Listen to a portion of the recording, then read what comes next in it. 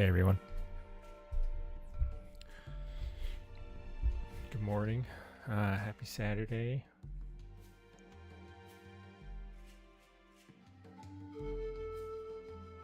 How's everyone doing?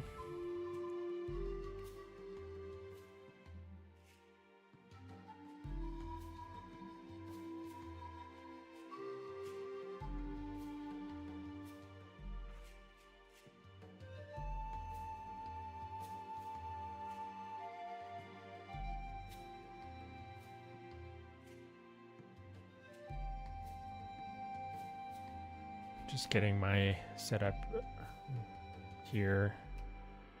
My windows all organized. Hey Fox, how's it going?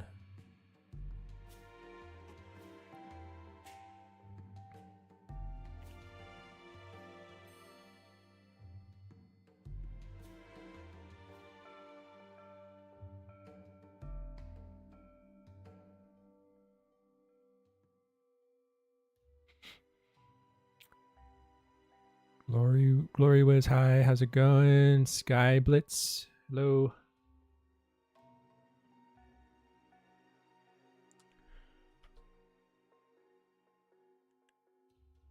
So we're gonna get into some scales today. I'm kind of thinking about how I want to go about it. There's several ways I could do this. There's a little tiny bit of prep work that I want to do before we do that, but it shouldn't take too long. There's just like little details that I want to make sure I'm getting in there before we do any scales, especially mostly on the hands, because that's kind of where I left off last time, and I need to get these little wrinkles and stuff on these pads.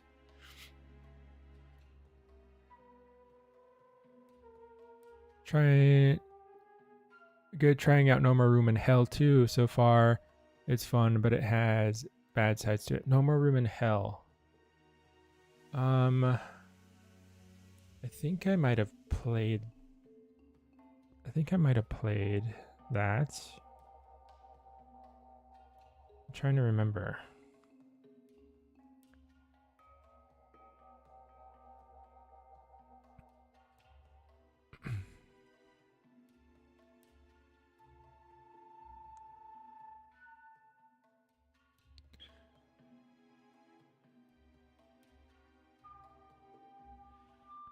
Daisy. Hello. I'm doing pretty well.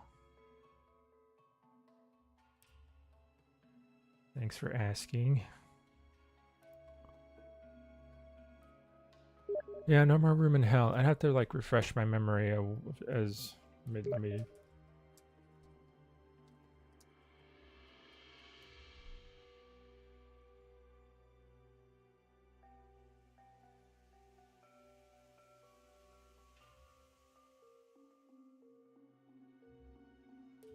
Is this the like Left 4 Dead but not Left 4 Dead game? Like the game that the Left 4 Dead people worked on?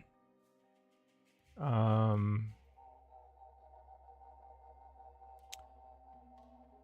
don't know. I might be confusing several things together.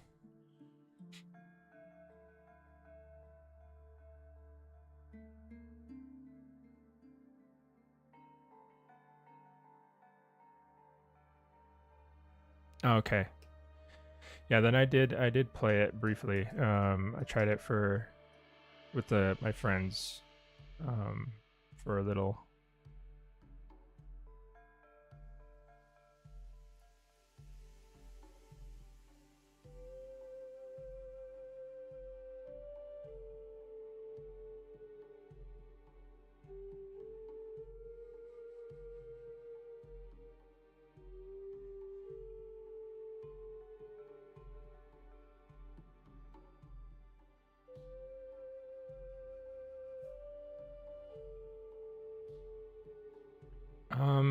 didn't think it was. I think a lot of people they didn't like it or something.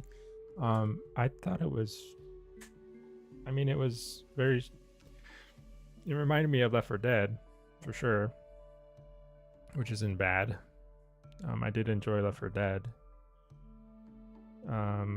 Yeah, I don't know if I played it long enough to have like a super solid opinion of it. It was fun playing with my friends, at least.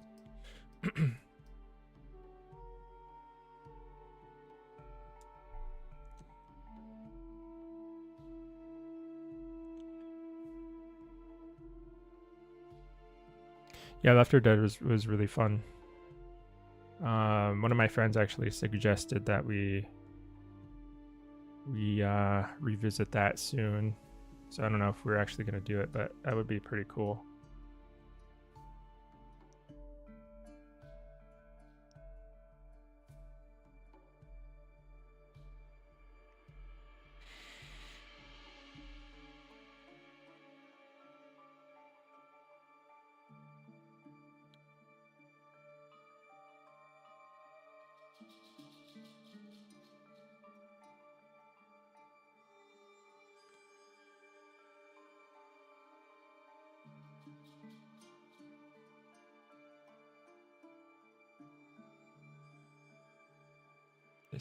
This brush has lazy mouse on it, which I don't like. I forgot to turn it off.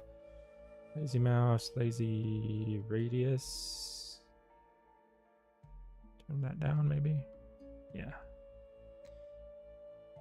Lazy mouse is good for. Wait, what? Yeah, I don't like the lazy radius.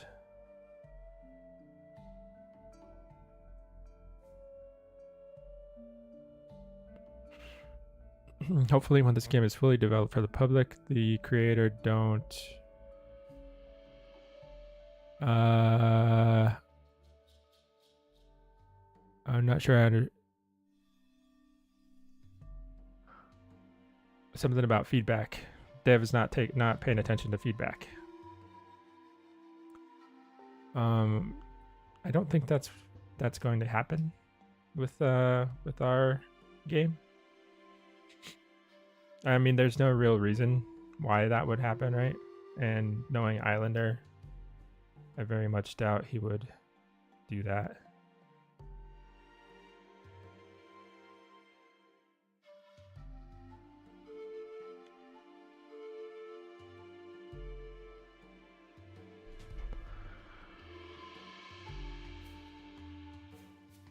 Yeah, I don't think we would ever be like dismissive of our audience's feedback like that. Not that I don't really know what's going on over there, if that's what happens, I'm not sure. But I don't think we would do that.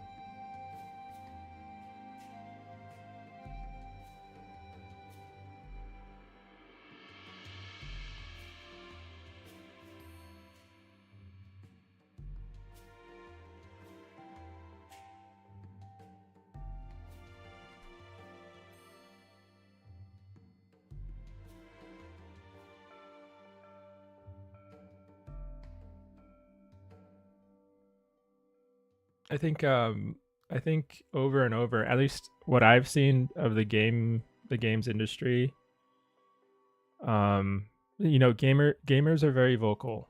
They will tell you exactly what is wrong with the game. I think any developer who doesn't listen to their audience, which is like a direct source of feedback, like they're the ones who are playing the game for extended periods of time. They're the ones who, really know how it feels to spend a lot of time with the game. you know, they're just a huge resource as far as like feeling what the game is doing and if it's doing what it's supposed to be doing, like if it's fun, if the mechanics work well, things about balance, you know, all of that stuff. I think it would be very short-sighted to not pay attention to what the audience is saying about the game. I don't think we would do that.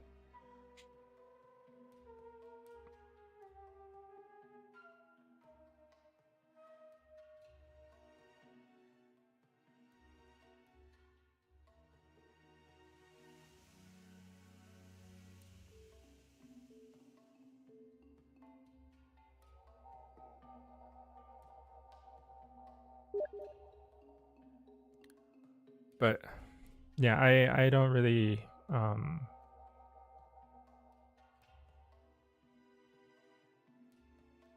let's try and keep things, you know, positive out here.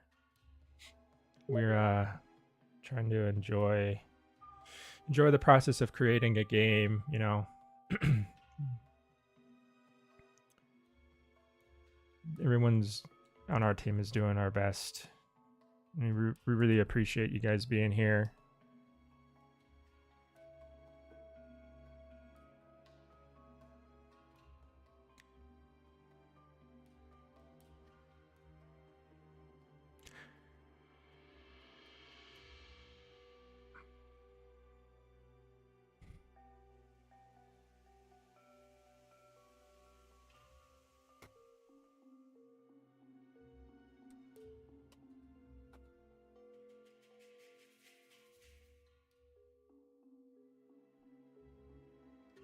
Okay, I think I have majority of these wrinkles on here.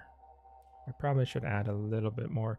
What I'm basically doing is I just want to get some detail, just some detail on the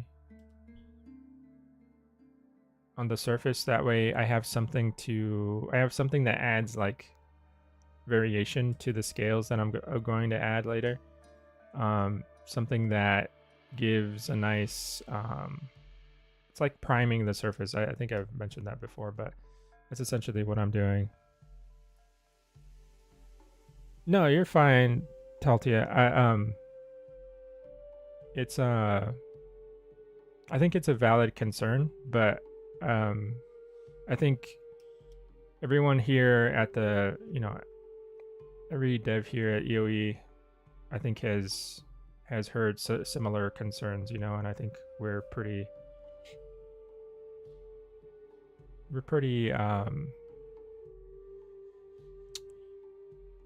I don't think we would do that, basically, is this thing.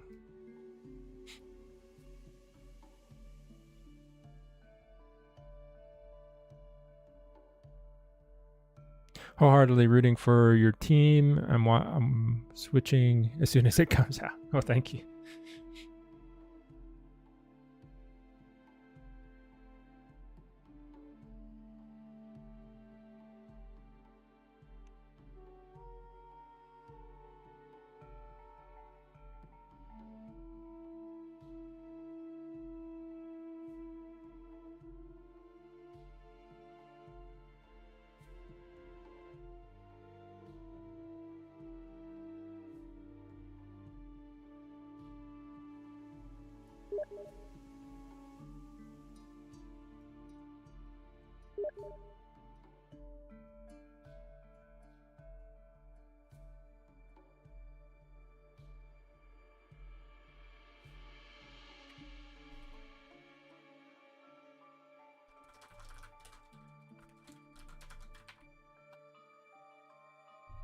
Will the Draco have venom? Like similar to Dilo? No, I don't think the Draco will have venom. It has other abilities that make it unique. It has the echolocation ability, which lets it see, which lets it sense, you know, objects and prey So it has that. It has some other abilities as well. I think it also has a flesh tear ability. It has the ability to carry humans away. So it's got that going for it, but no venom.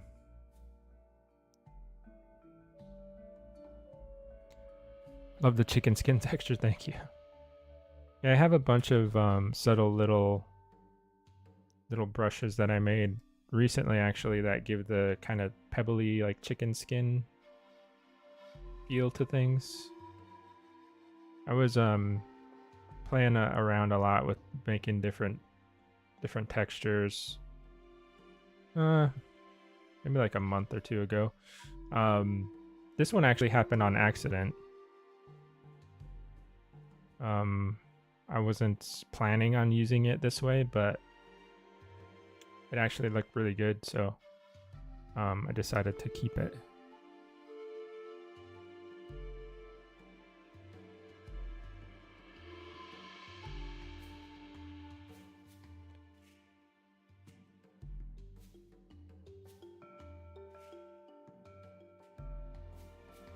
I plan on making a lot more too, just for some nice variety.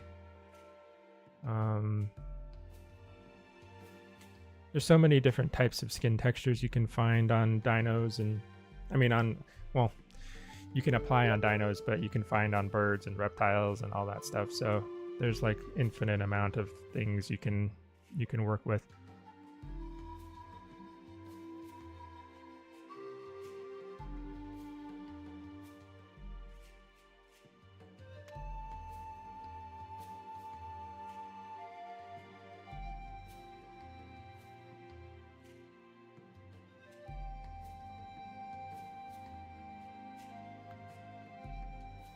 Okay. I think what I'm gonna do first, I gotta remember to be closer to the mic.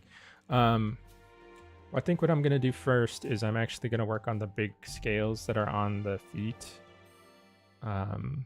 Actually, I should pop open my reference really quick. We'll get the big scales that are on the feet going.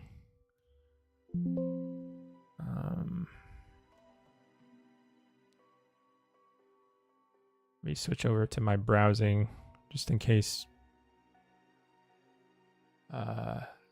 this starts to pop up.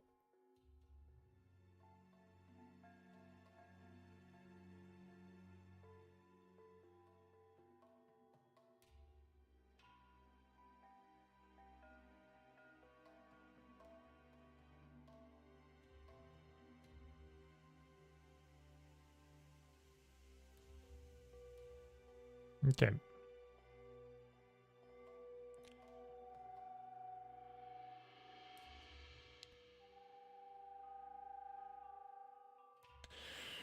Looks nightmarish. The amount of details going on in the design gives me hope that we're in for a bang for your buck game. I mean, yeah, I'm trying to crank as much detail into these guys as I can.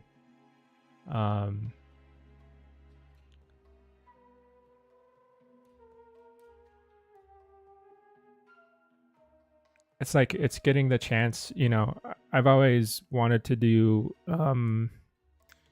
creatures for video games, so finally getting a chance to do that. I mean, on a more consistent basis. I really want to make sure that I'm delivering what I've always wanted to see, you know, in a game as far as detail goes, and just trying to get the best quality that I can out there. I'll show you guys my ref really quick. So these scales like this, these big ones, I think they're actually called, are they called scoots or scutella? There's a difference between them. I can't remember what it is. But this is what I'm gonna be working on, these scales here. They're like my favorite part to work on, the like feet. Like it's one of my favorite details to add in here. So Should be fun. Let's see. How do I want to do this? How do I want to go about adding this on? There's a bunch of ways. I'll probably make a brush though. We'll do a couple variations on that type of scale, and then we'll drag some out on the model.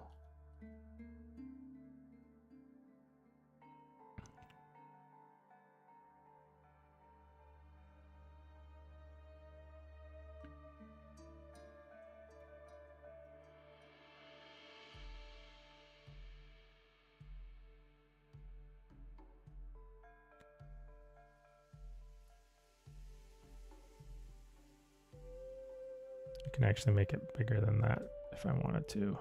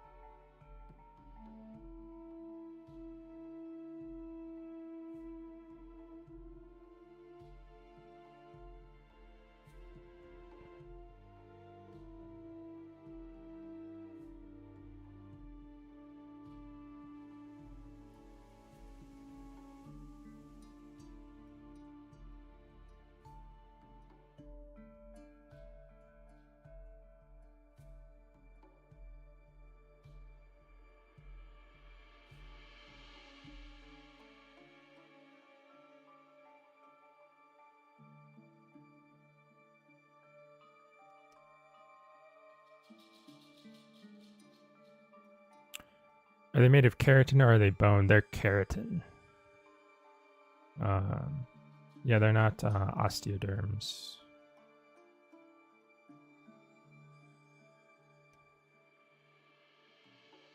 Osteoderms have a bony core inside of them.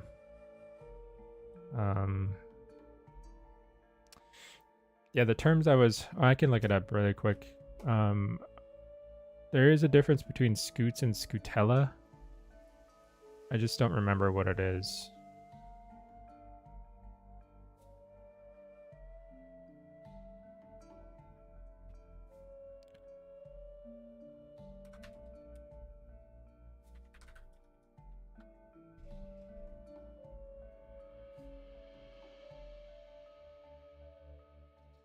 Or I might be thinking of something else.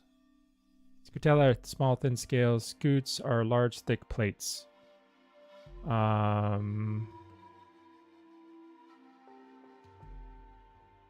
Scutella are on the sides of bird legs, caudal, metatarsus. So yeah, the area where I'm working is scutella.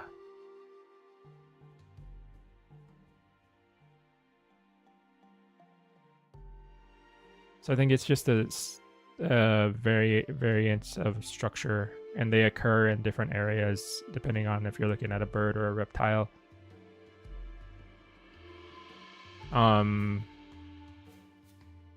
Scutes.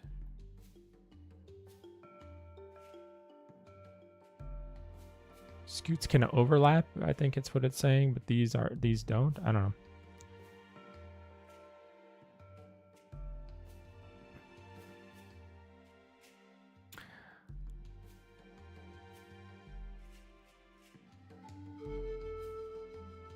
When do you think the game will be complete and playable?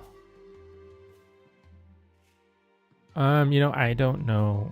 I don't have like ETA or anything.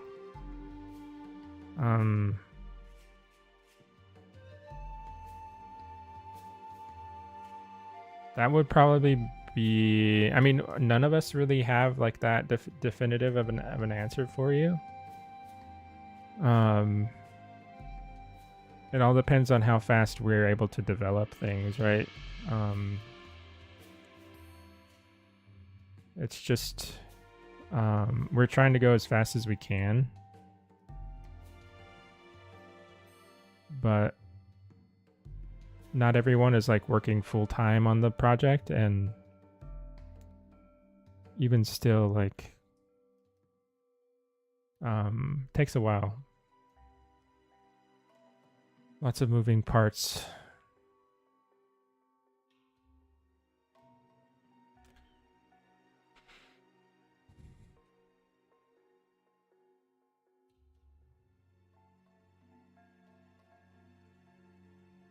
Axolotl, hey, how's it going? I'm doing pretty well. Happy that it's Saturday. Nice and sunny day. Well, wait, let me check. Nice and slightly overcast day. It was supposed to be sunny. I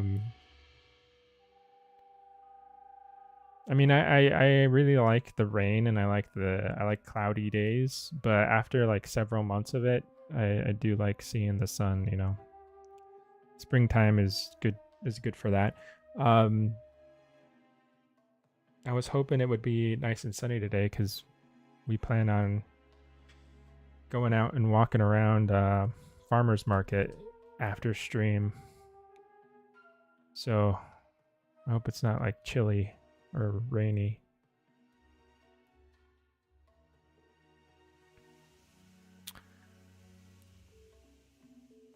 Two to 4 years is very little time for a game to be complete. Looking at games of the genre, I'd expect at least 8 to 12 years if you mean complete in what it's planning. I mean, the other thing about this, guys, is like there's always like iteration time. Like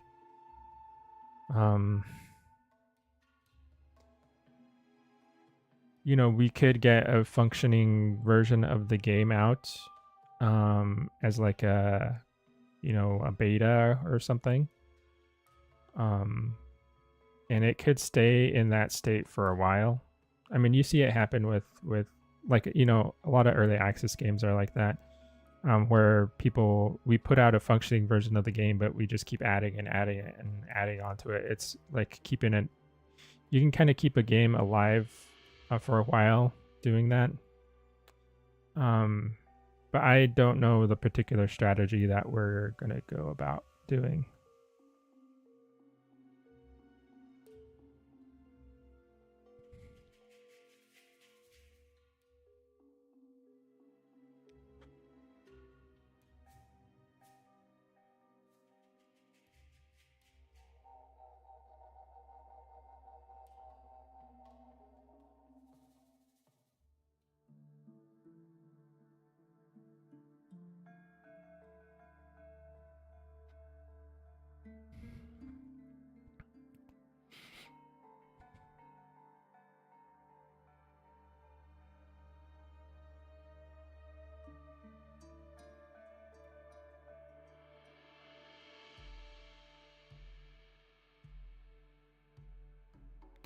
Yeah, funding has a large part to do with it as well.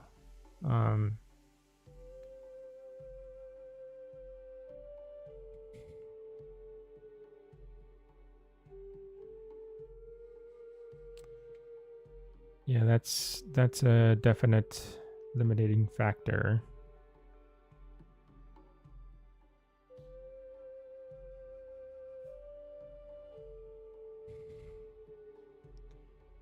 So we have, okay, so we got one scale variation. I'm going to do a couple just to make sure I have enough. It doesn't look super repetitive or anything. I should actually, I do these so often, I should just save these types of scales out, but I always forget to.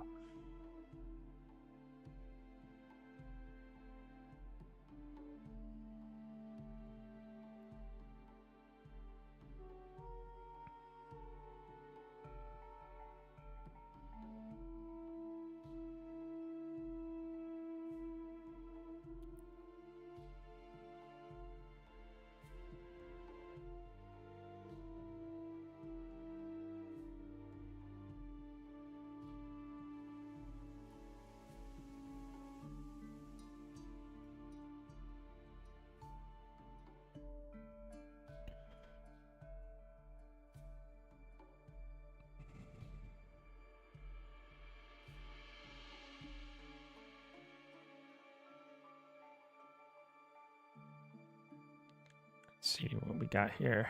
We got 1, 2, 3. I'll do probably 4 or 5.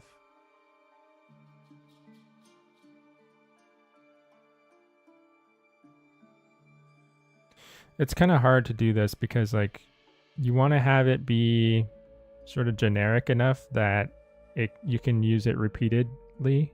You can use it a few times, but you also don't want it to be so generic that they all look exactly the same. So it's a very hard balance to get these sorts of alphas to work right. Do I want to do it as an alpha or do I want VDM brush? We'll try an alpha first. If it doesn't work, then we'll go to a VDM. We'll grab doc.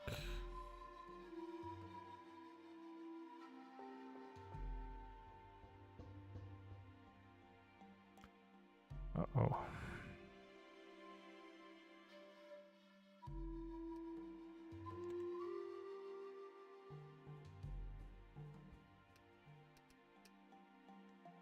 Let's morph. We gotta morph this to grid.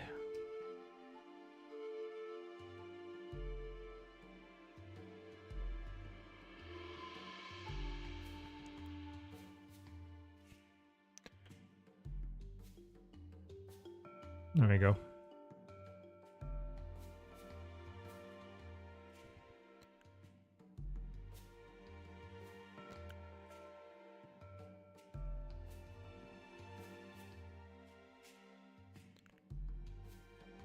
Okay. Let's modify these alphas really quick. There's a very slight halo around it.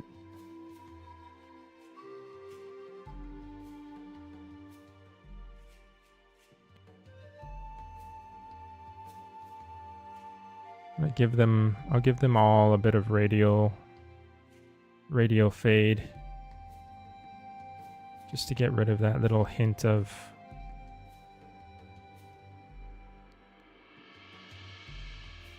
plane behind there. Okay, cool. Oh, if I do it to one, it does it to all of them, maybe? Yeah, it looks like it. Okay. I'll keep that on there.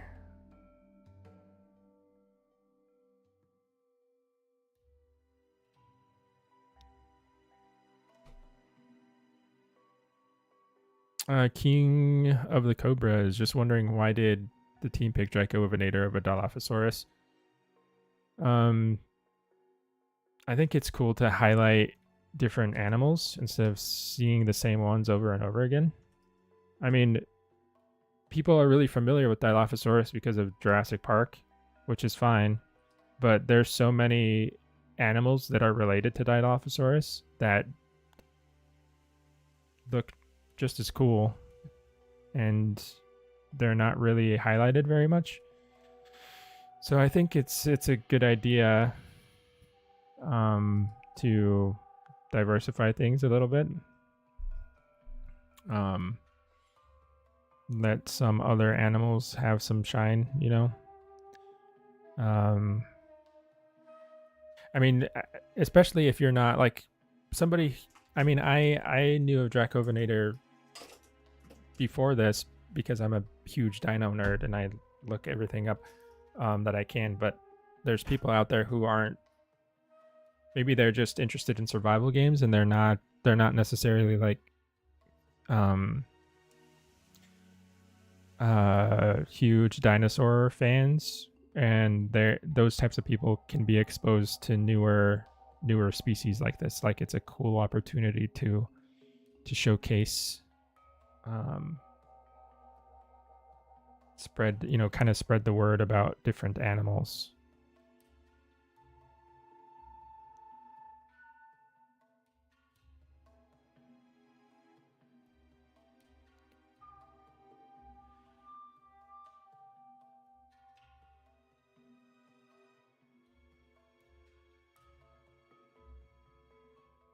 Will there be sauropods? We do have a couple sauropods, yeah. I believe they're playable. I don't think they are AI.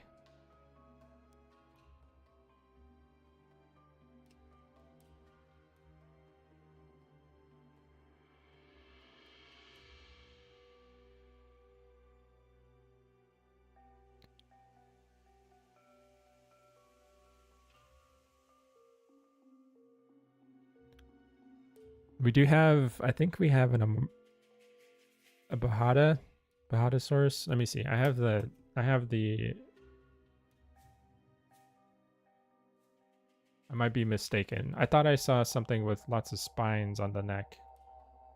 We have I know we have like a Diplodocus or an Apado, something of that body size, and then maybe a Chimera, and then I do see a Margosaurus here. So we have 3. As long as, you know, take it with a grain of salt, you know, because I might not have the most up-to-date roster, but I'm pretty sure that is planned.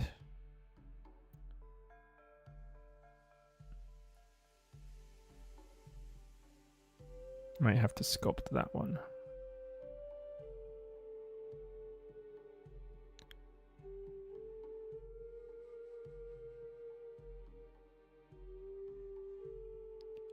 Do I like that, or do I want...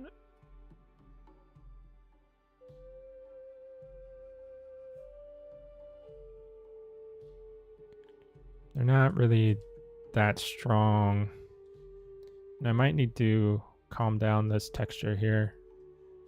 Let's try that first before I add a VDM.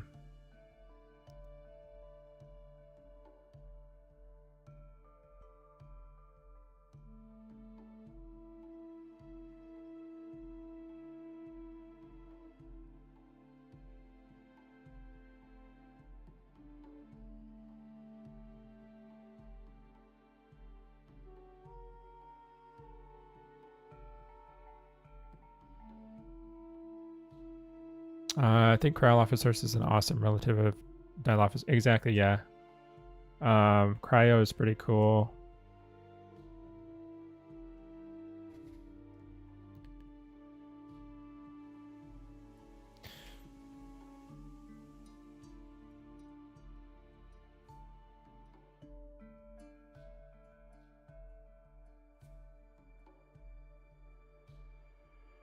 I mean, I think it is getting more and more, you know, there are some pretty cool, there are games out there that are pretty cool for highlighting other species. Like, I was actually really surprised at how many species that Ark Survival Evolved was featuring.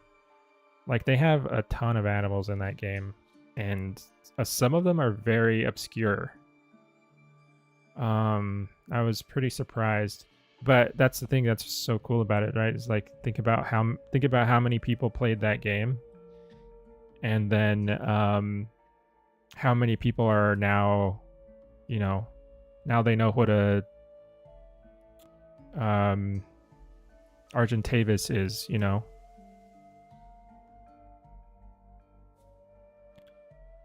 Where otherwise they might not have even, you know, what is that? You don't hear about Argentavis just in everyday, you know, conversation.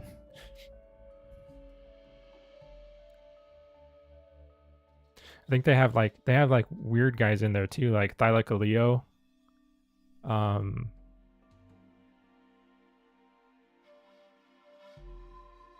What else? There's a bunch of other guys.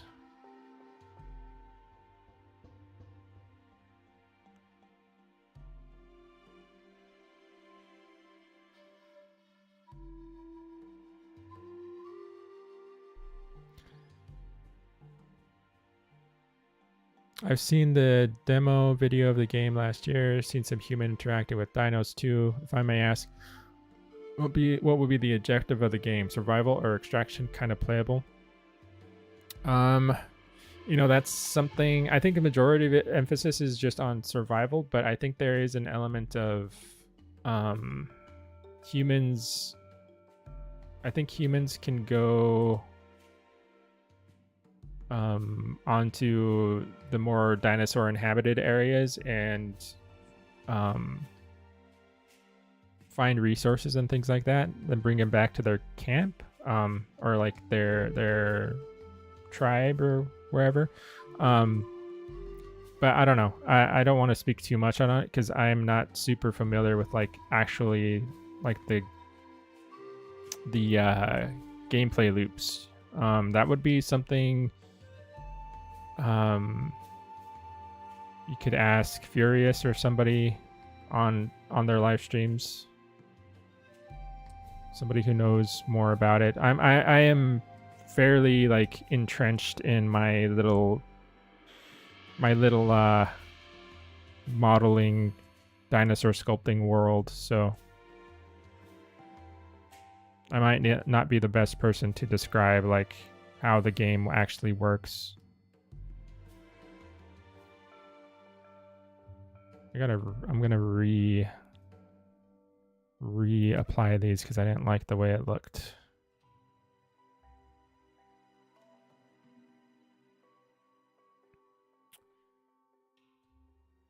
Any Rex replacements such as Zuchentyranus or maybe even Nanotyrannus? Do we have any other Tyrannosaurs? I think T-Rex is the only big Tyrannosaur, or the only Tyrannosaur we have. Yeah, I mean we do have like the big three, I guess. We have a Spino, we have a T-Rex, and we have, it's either a Carcharodontosaurus or a Giga. I can't tell from the silhouette.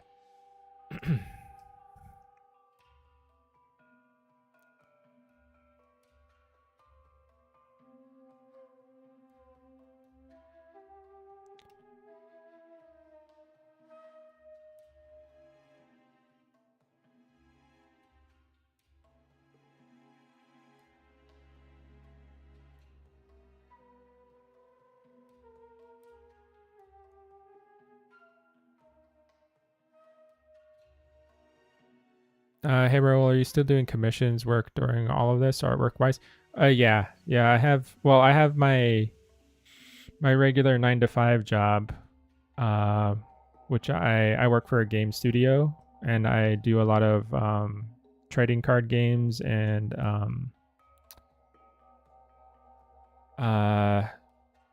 board game art. Like box covers and things like that as well. What else do I do? It's majority like, it's a lot of fantasy. Sometimes we do sci-fi stuff, but it's a lot of fantasy IPs. And I normally I don't draw creatures or anything at all in my normal job. It's pretty much exclusively characters. Like I draw people all day. People in armor and swords and magic and all that stuff. And then I also work on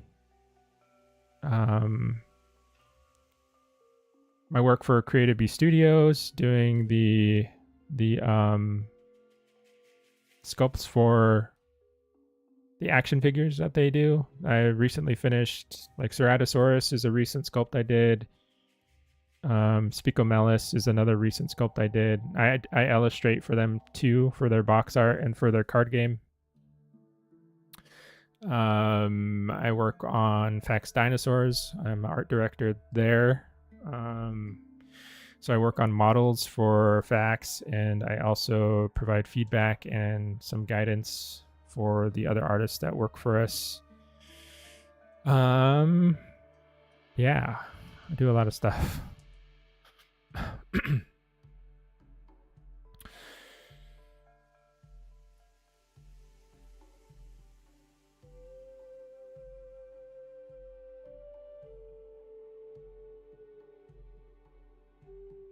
What's my most favorite that I've worked on so far? Like of the roster? Or just like any dino that I've ever worked on? So I think usually like My favorite is usually the one I'm currently working on, but it's funny because I'm working on like 3 different models right now.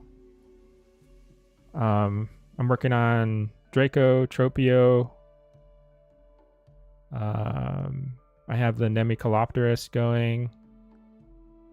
It's just a base mesh right now, but that'll be going soon. So yeah, 3. I don't know. It would be hard to pick for me. I think I am having a lot of fun with the Draco right now because it's a very dinosaur-y dinosaur, right? Like I like scales. I like sculpting scales a lot.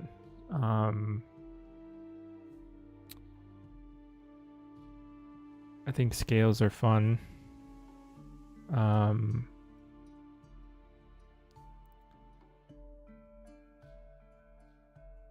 The fuzz that comes along with some of the other dinos is more of a challenge for me, I think.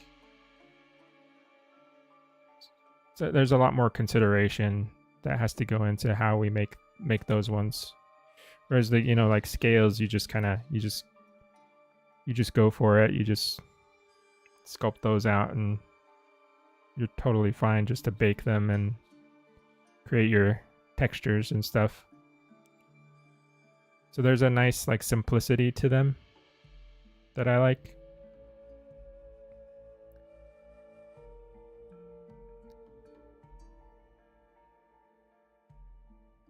My search history has a lot of searches for bird feet. Yeah, I totally feel you. I have a ton of images saved out. Cassowaries, emus, ostriches, crocodiles, Komodo dragons, all kinds of stuff.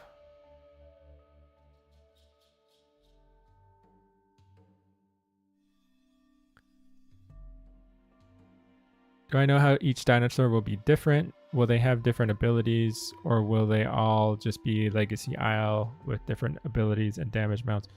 No, Furious is working on trying to make every single one pretty unique. I mean, there are some shared qualities between certain dinos, but he's really working on making sure that each of them has its own unique flavor to them.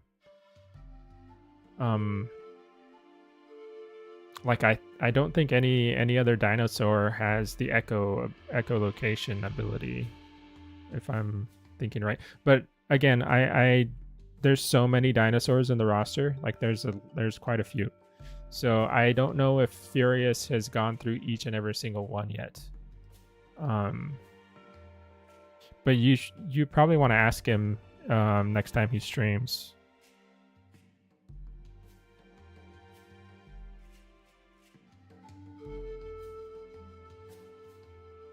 Excellent. So your arms are always full. A little bit, yeah.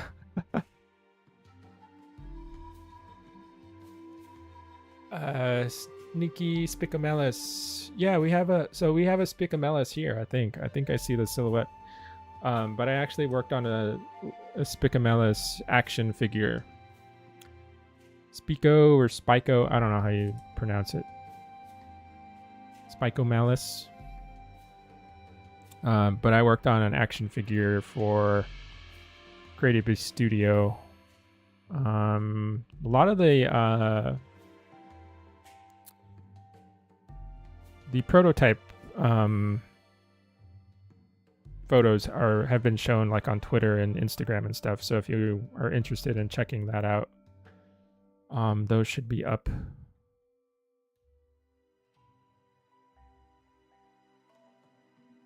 Any Therizinosaurids coming up? I do think I do see a Therizinosaur in here. So there should be one coming up. Little a Mongosaurus. I don't know what that is. I don't think I've heard of that guy before.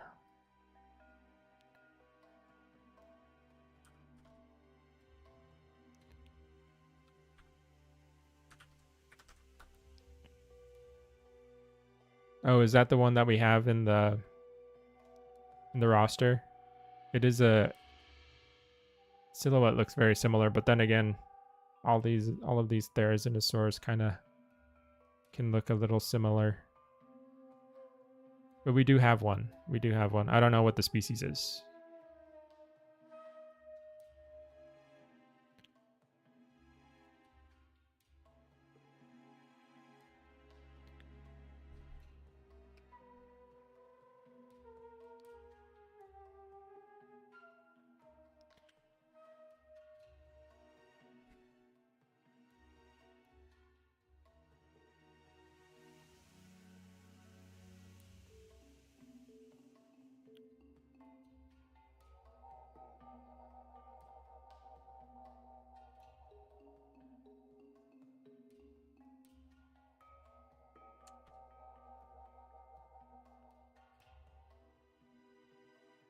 The big claws just speak to you. Yeah, they're really cool.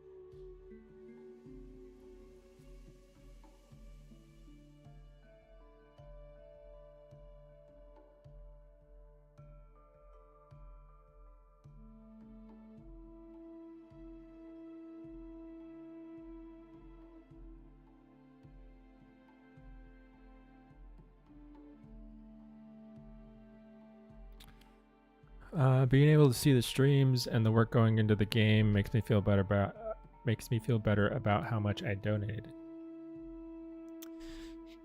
Oh, you mean for the Kickstarter?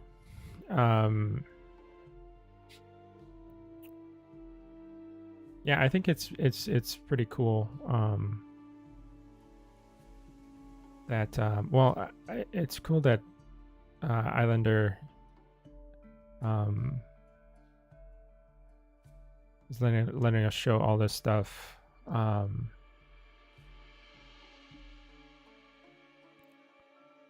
Nice behind the scenes. I think it's really helpful in terms of transparency.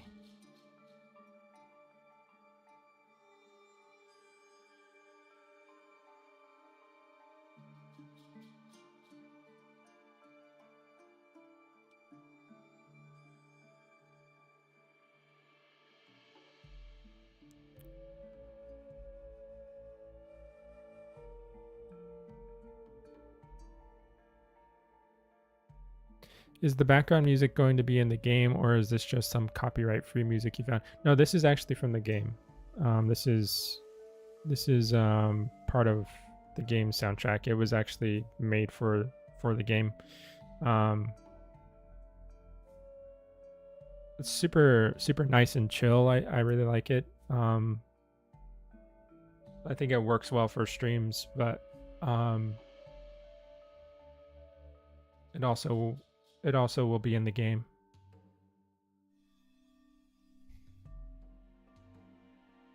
Welcome Extinctioneer. Bola, is that a subscription? Thank you so much. It's not often I haven't seen one of those in a little bit, so I kind of like, I need to get better about recognizing what means what.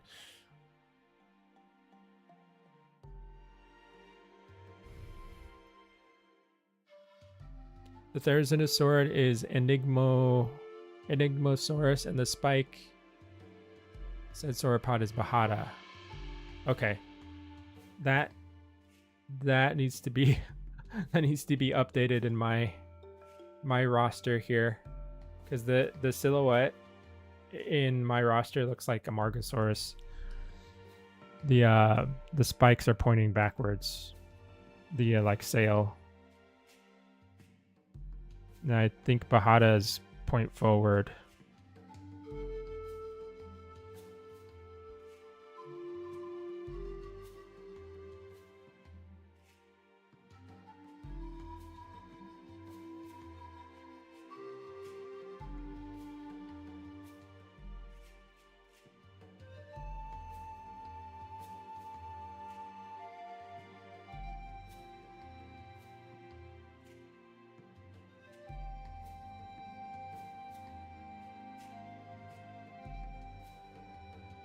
Okay, I think that's looking okay so far. I can move on to another one.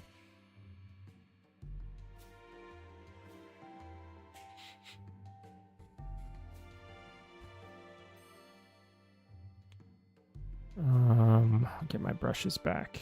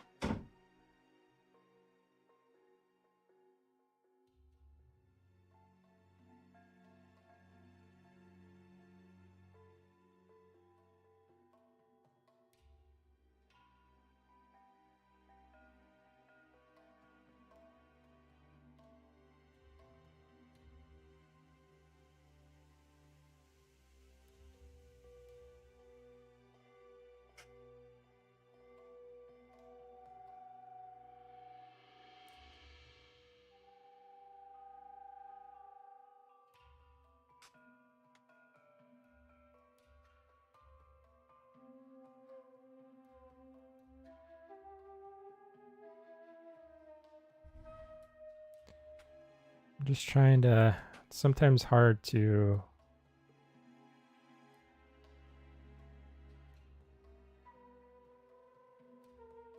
gauge like how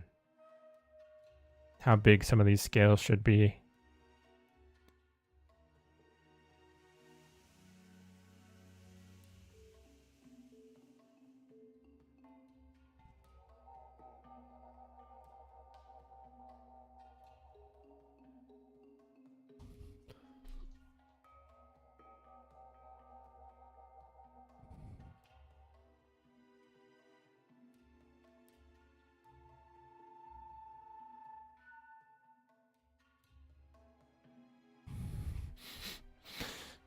Yeah, I don't know the video that we're discussing.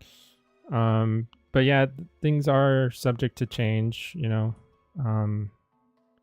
I'd say if you're really interested, there should be some resources about what exactly is the current roster on the Discord. Because even I have to make sure that I'm pulling the right roster, you know. And I haven't double checked this in a little bit, maybe like a few weeks at this point. But I don't think there have been any major changes.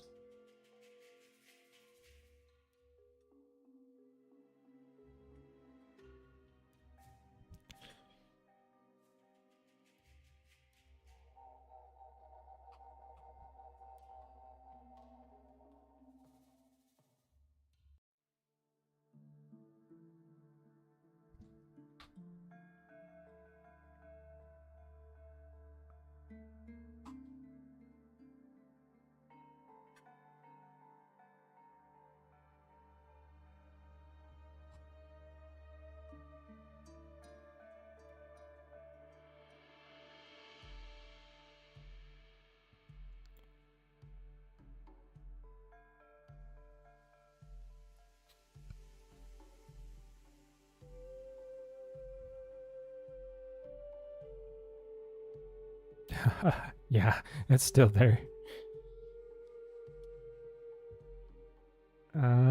Okay.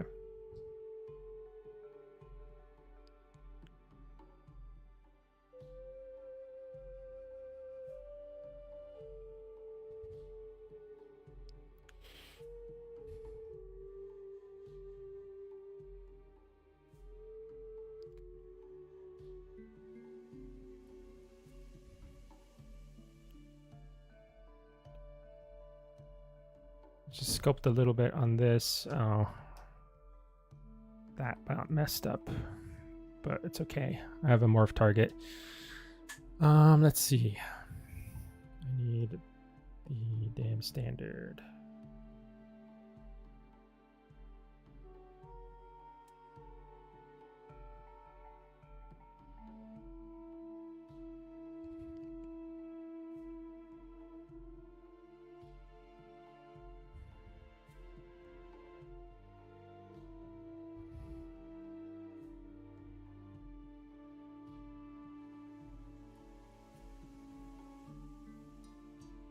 Does Nomad have tools like to make scales? Oh, like I'm doing on the feet. It should have some sort of equivalent. This is just an alpha, so it's basically a black and white image that I'm using as a stamp sort of thing. You should be able to do that in Nomad. There should be some sort of equivalent. There usually is in most 3D stuff. Because yeah, you can do that in Blender. You can also do it in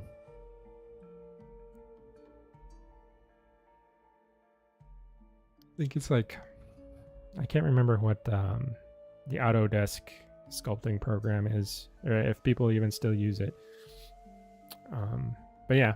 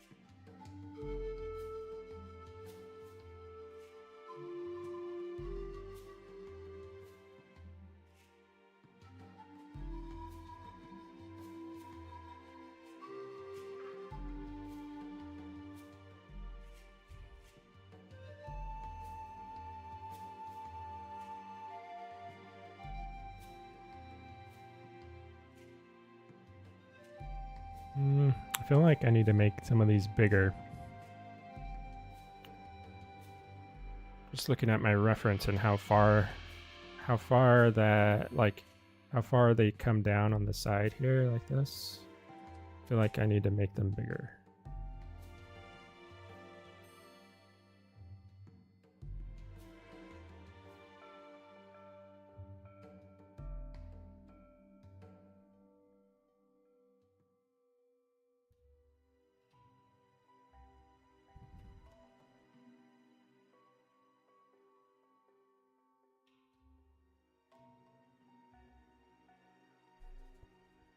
You mean like how the foliage disappears and you can see who's hiding in the distance?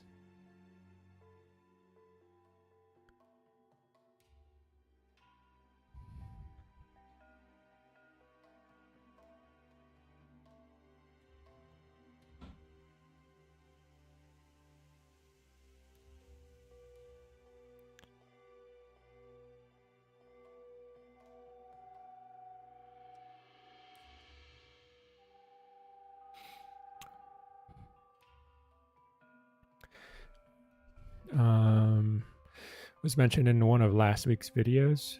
Okay. Yeah, I'm not sure. That is a good question, though.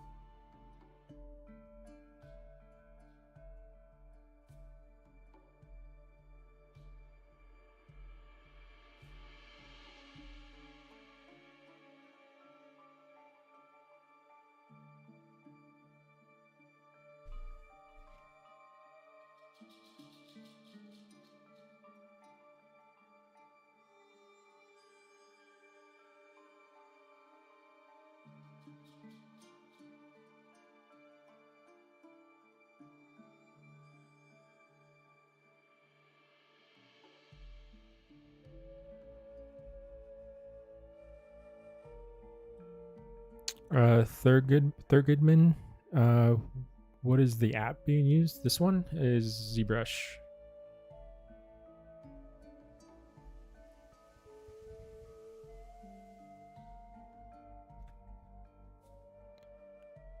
ZBrush is my sculpting program of choice. Been using it for quite a while. I think it's like now it's like over 10 years I've been sculpting in ZBrush.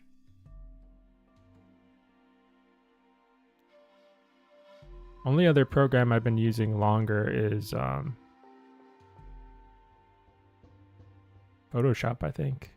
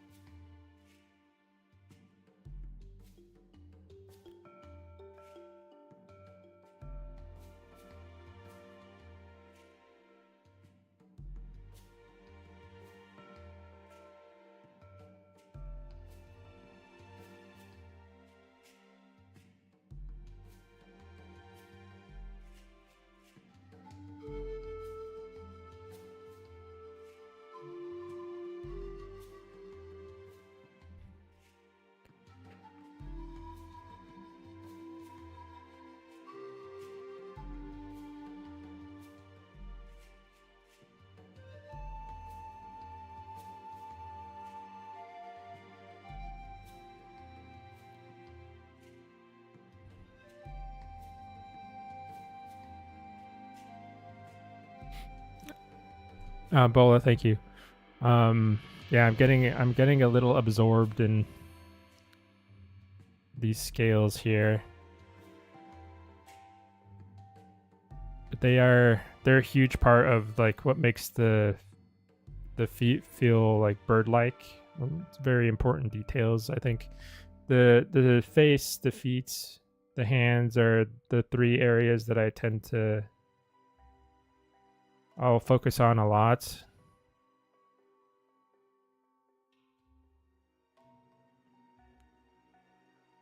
Make sure they look right.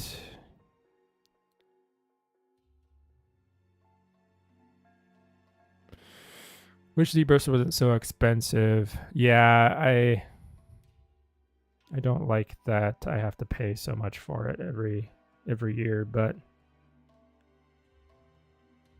I mean, I do still have my perpetual license. I guess I could always revert back to that, but you know, anyone who's looking to buy ZBrush now doesn't have that option, I don't think. The perpetual.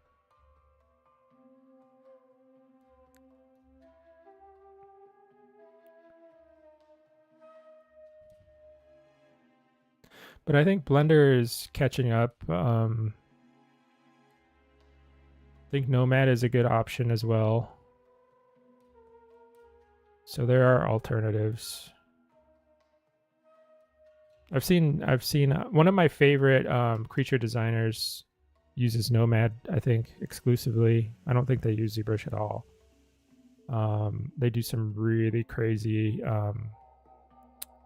like kaiju, some dinosaurs, like very detailed like scale work in Nomad. It's pretty cool.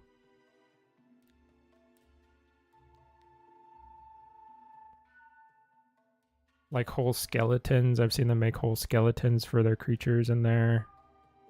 3D print preparation as well, because I know they 3D print a lot of the stuff that they make.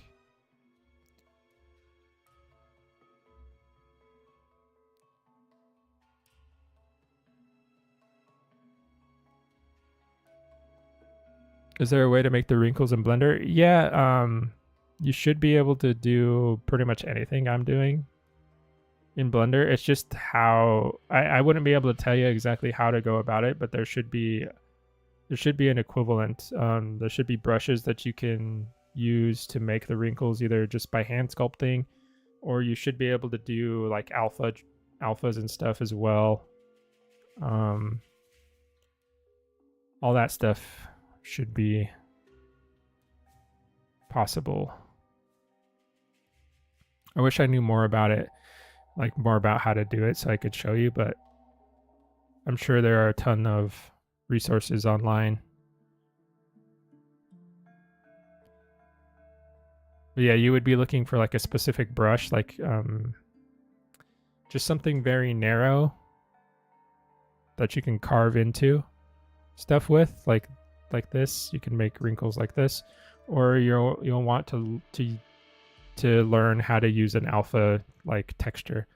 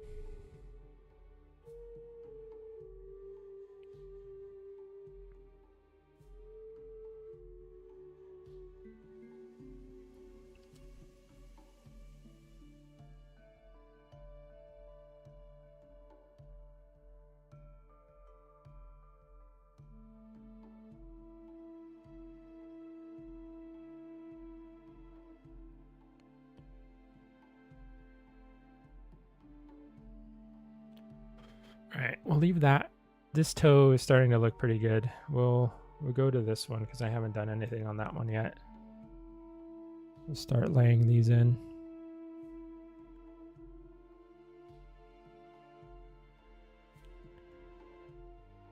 The thing that sucks kind of is that I have to show the whole model to do this, because for some reason ZBrush, when you hide parts of the mesh, the morph target doesn't work. And I need the morph target so I don't ruin my my scales. They don't overlap so like oddly.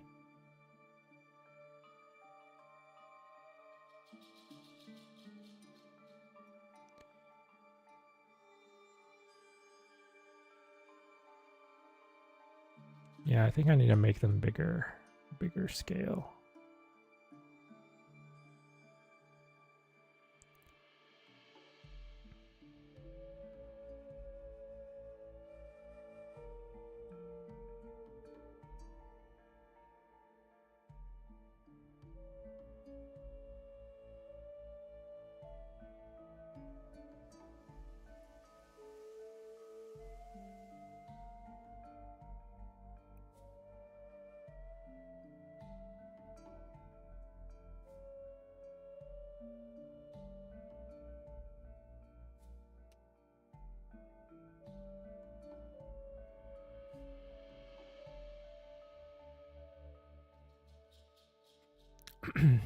Yeah, sorry, Cryo.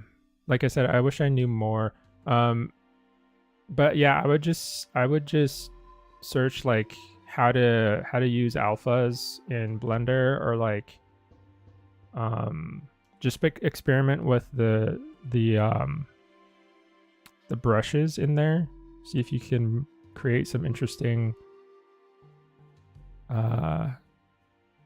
wrinkles with just by hand sculpting.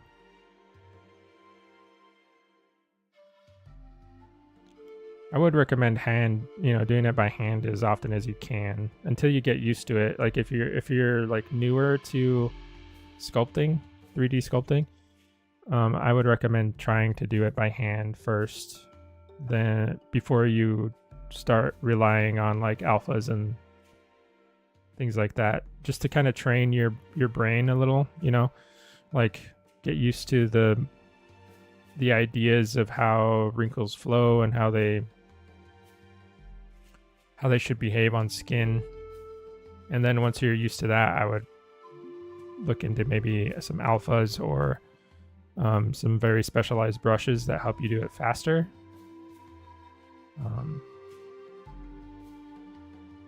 But I'm sure there's probably something out on the wide web.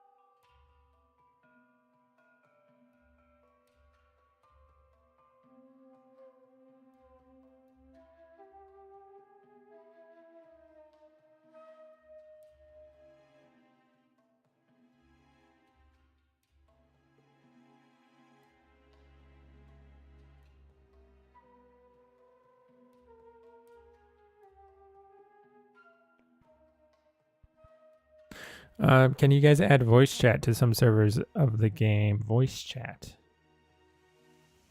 I'm not sure.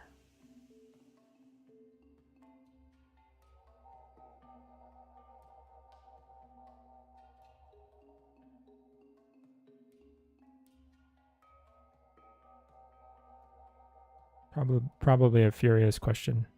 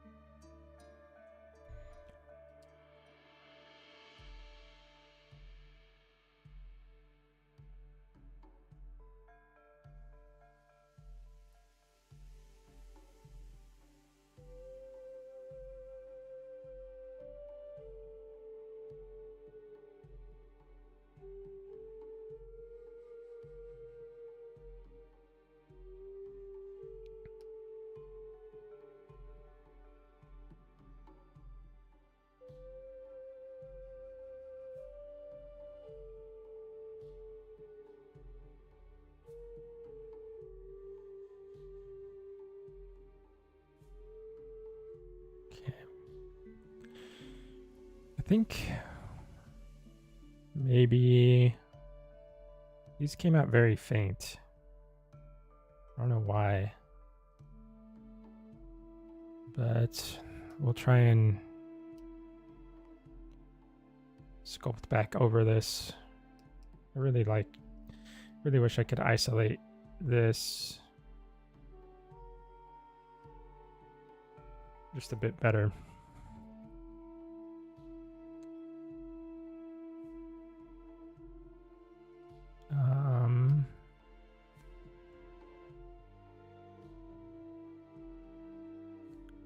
Let's see, and we'll use a better brush for this. The clay tubes is nice. Give me a nice edge here.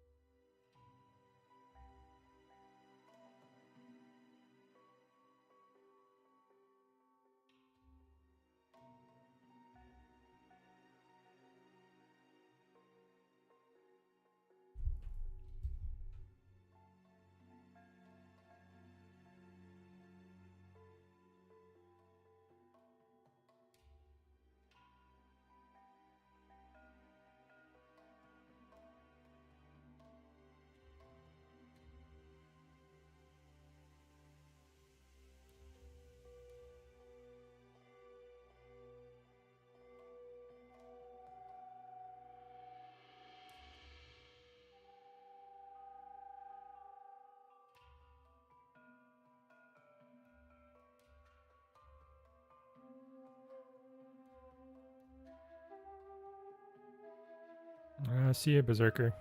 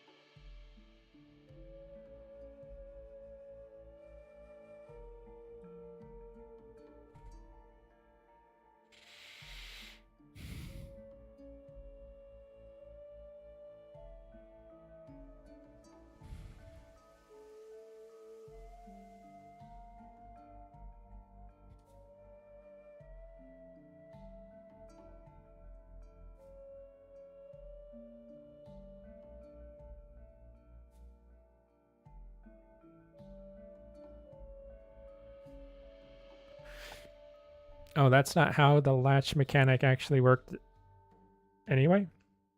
I thought that's how it worked. Maybe I just assumed. It seems like the way you're suggesting would be, I don't know, if I were to create something like that, I would have gone that route, I think. But yeah, it makes sense that Islander would have that idea as well.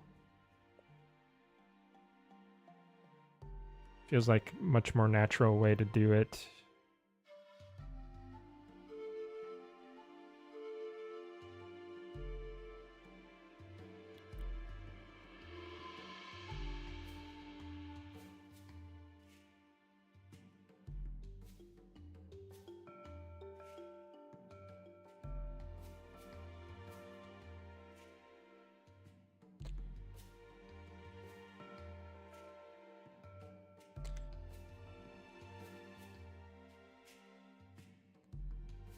But then again, I haven't played,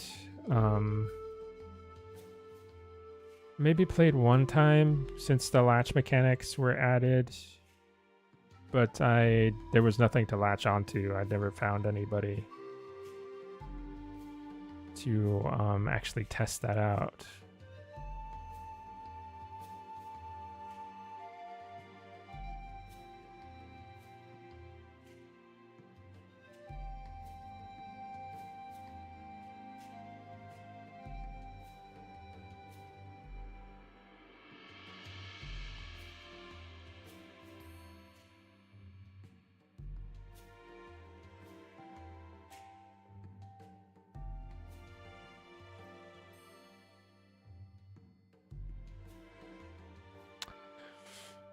Is game making that hard?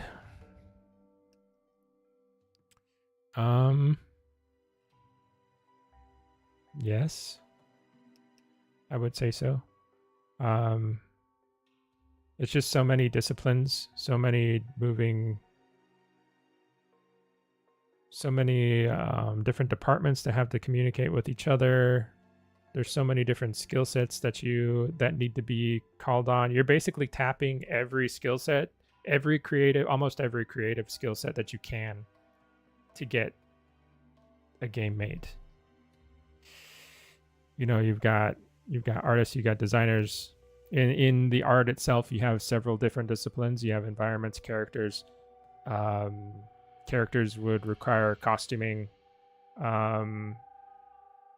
You have creatures. You have to find very specialized people to do all of that stuff. You have like the UI and the graphic design stuff that needs to be dealt with, and then you have everything under the hood that people don't see, which is all the programming and all the mechanics that go in. You know, the game design stuff, not the visual design stuff. You have like the acting, voice writers for scripts. There's musicians for the soundtrack. Sound designers for the different sounds that all the creatures and people make, and sound effects and all of this stuff. There's so many parts to it.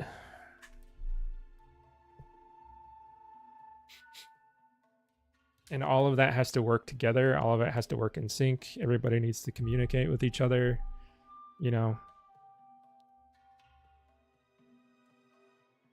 Really hard. Video games, movies. I mean, honestly, sometimes, like, I think it's almost, it's a miracle sometimes, like, that some of these things get made. Just looking at it from like the sheer number of people that have to be communicating, the skill sets that need to be managed, like, it's a huge undertaking.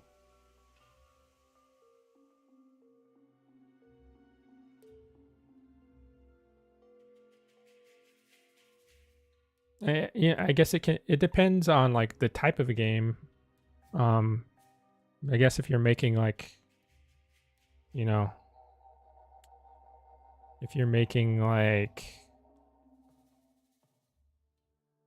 I don't know, Lethal Company, maybe not so much. You know, it also, that the scope of it matters. But if you're trying to make something more like realistic or more just more complex than that, then you do start getting into that really quickly. I think Lethal Company was made by like one guy.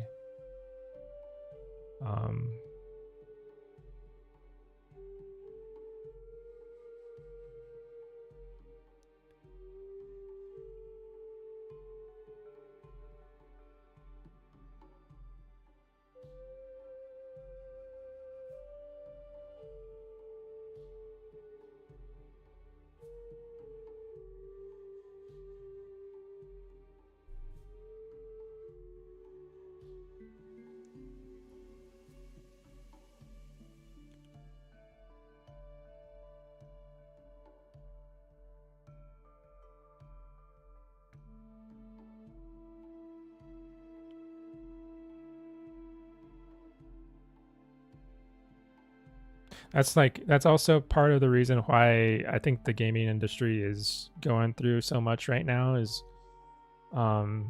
it is such a huge task to make these games. Like it's almost gone into this huge, like they've kind of overinflated it, I think. The amounts, these like huge AAA games, it's ridiculous the amount of resources that need to go into it. And the thing about it is that's why they're so scared to make anything new, really, right? Because it requires so much money to make these games that if you take even a little bit of a risk, you risk losing out on millions of dollars potentially. So nobody wants to do anything new. That's why you get the remasters, you get the sequel after sequel after sequel, the repetitive mechanics that don't seem to go away. All of that stuff is kind of a symptom of that. And then you also get, of course, these big companies, they want to cut corners and they want to be as they want to save as much money as possible. So then that's where you get like, well, we'll just replace all these people with AI and let the AI do it. Which I don't think will end up working in the long run for them. But that's also one of the reasons why that happens.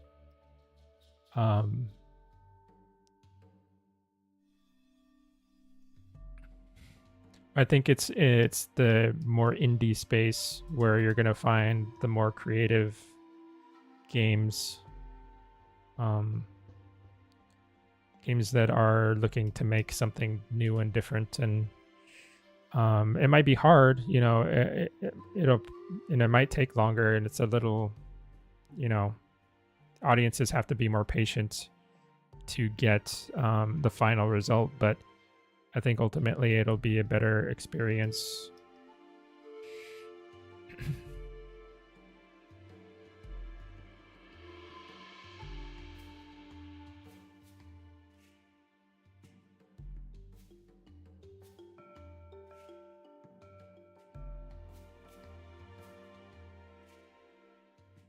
Like a majority of the games that have come out recently that I've been interested in haven't been huge games. They've been like very small studios making these very cool, either it's like very visually interesting, or it's just like a nice, like clean, simple game that's just very, very well put together. And it might have its rough edges here and there, but ultimately, like the experience of playing it is still fun.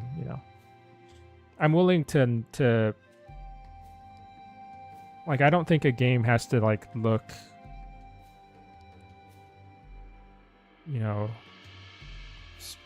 100% perfect or you know, like as long as the gameplay is fun and engaging, I feel like that's probably what matters more. I can definitely hold out to see polished passes on visuals if that needs to happen, but like for example, I've been playing Slay the Spire with some friends, which is a really cool game.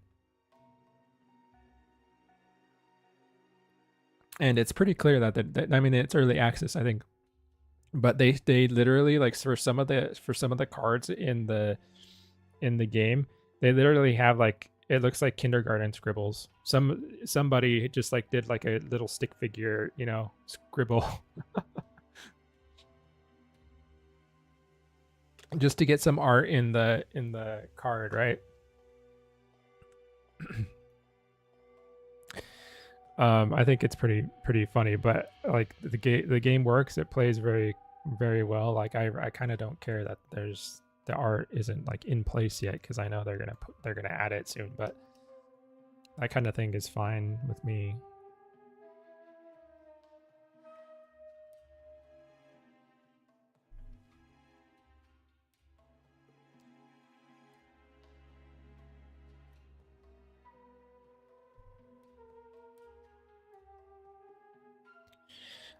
Echoes, you're always working on making your game most of your time. Do you even have breaks or rest in between?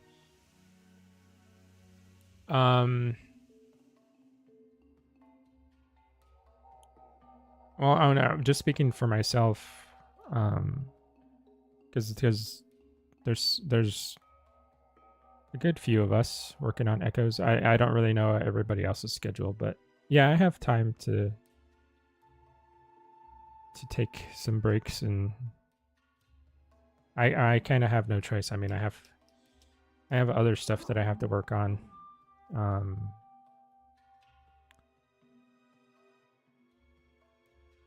But I'm glad that I'm able to devote the amount of time I can to Echoes, and that everyone is willing to be understanding of my schedule and stuff like that. I mean, I personally try to get as much as I can done when I am able to.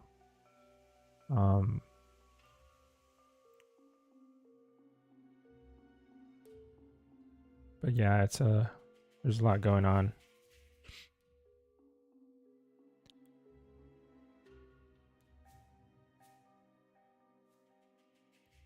Exactly, Bola. I think that's exactly where I am.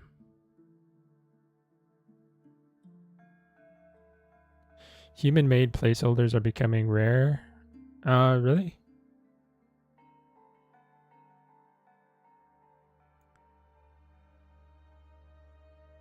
I mean, I guess that is like, that's where I guess the first intent of it was maybe like to be used as placeholder, and then people just started thinking that it could replace everything. I haven't seen it too much in the places I've been working in. I think more and more the general consensus is like it's not a good thing. And honestly, I think if you tried to implement an AI like workflow, like where you did use AI to generate a chunk of the assets, or like, I don't know, like if you're making a card game and you used AI to make cards or something, I think a lot of it would not be exactly what you wanted, because there's just no control. Like you can generally type in what I guess what you want, I guess. Like you can type in like, I don't know, a knight fighting a dragon, but the way, like, whatever the AI spits out at you is totally like you know, what if the composition is totally not what you wanted? How would you specify, make this change here, make that change there? I don't think you would be able to. Like, I think you would just, you would end up, it's basically like a lottery game, right? Like you put in the input and then you just see what pops out, and then if you would just have to keep doing that until you get something that works, which is not efficient at all. Yeah, I think people would end up having to go back in, because you see this in coding too. Like people who try to use AI to code, they end up having to have somebody go in and fix stuff anyway.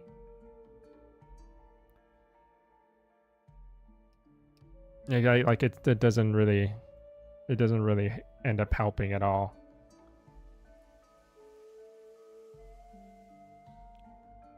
It basically just causes more problems that you then have to get a human to go in and fix anyway. Which, if you would have just paid a person to do it the first time and do it right the first time, you would have actually saved yourself some time and money.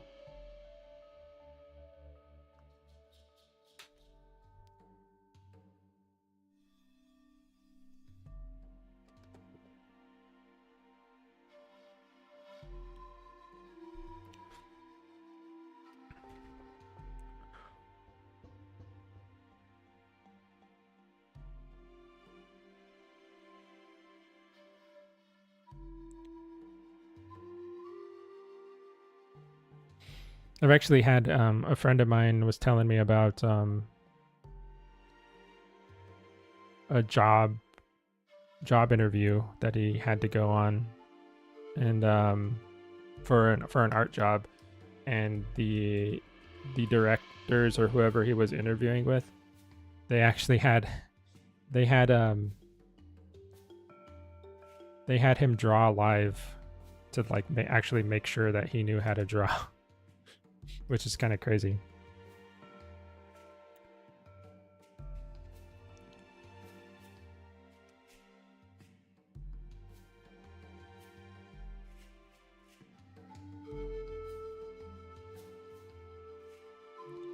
But I mean, if that's what you have to do, that's what you have to do to, like, got to make sure people you're hiring actually know what they're doing.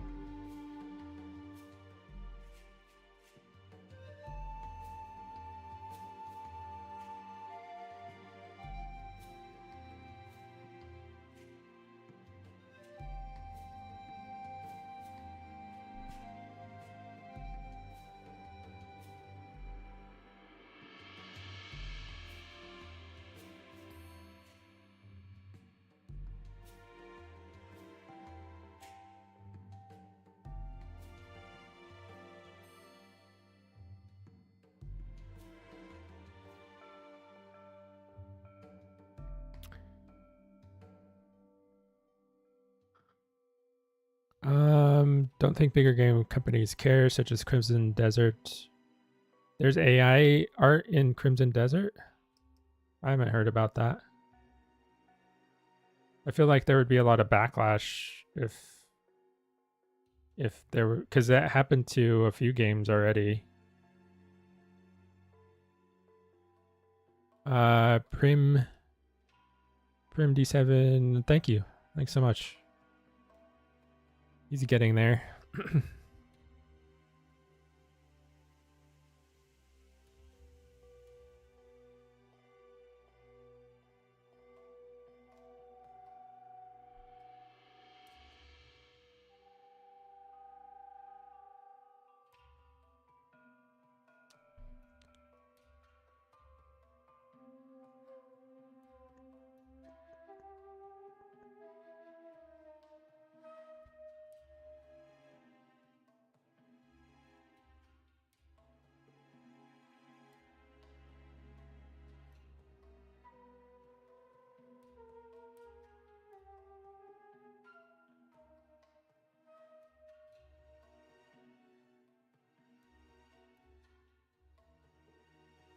I am looking for the pinch brush. Sorry, my brain was like... It stalled out for a second.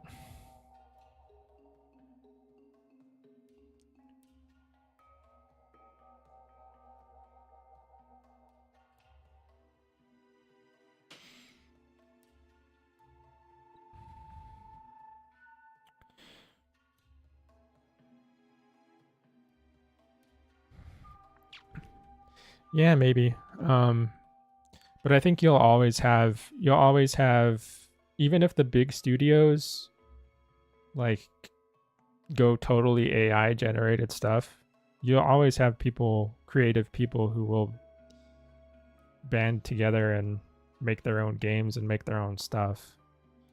And then you're just gonna have those types of creators competing with these AI generated stuff. And I mean, I'd like to think that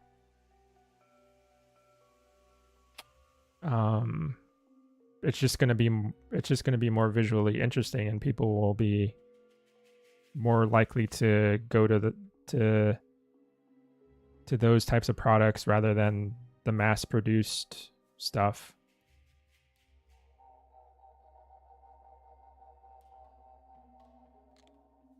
I think that's already starting to happen. Is like all of these creative people are getting laid off, and what do you think they're going to do? You know, they're not just going to stop creating. They're going to say, hey, all you guys got laid off too. You guys want to make your own game? And that's what's going to happen.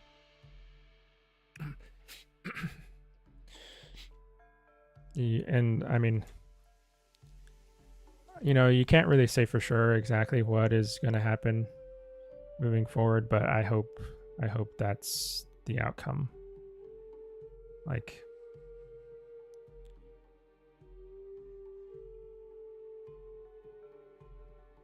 I don't know. It's a very difficult conversation. Lots of stuff going on. It can be kind of tiring.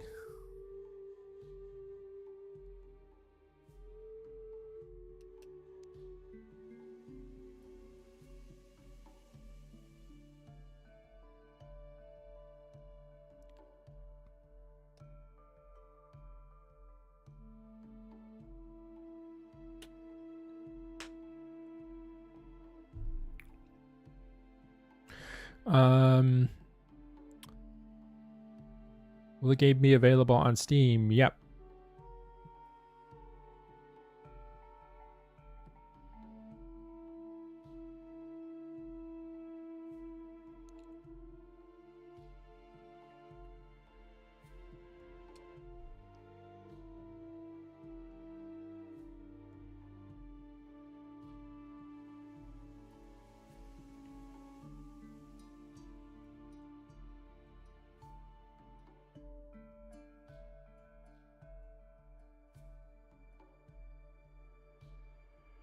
Okay. Got a good chunk of the scales on the feed going. Looks like I'm at time though, everybody. I gotta get going. We got some errands to run and some stuff to do today. But yeah, thanks everybody for being here with me, checking out the model, having some good conversation. Let's see what's going on. I have a live stream on Monday. Monday at 6 p.m. on my channel. If you guys are interested, I'm working on a creature design that I'll be doing some textures for. And then we have another stream on Wednesday. So Wednesday will be more Tropio stuff. And then next Saturday was more Draco. So 3 streams this week. Yeah. Have a good weekend, everybody. I'll see you soon.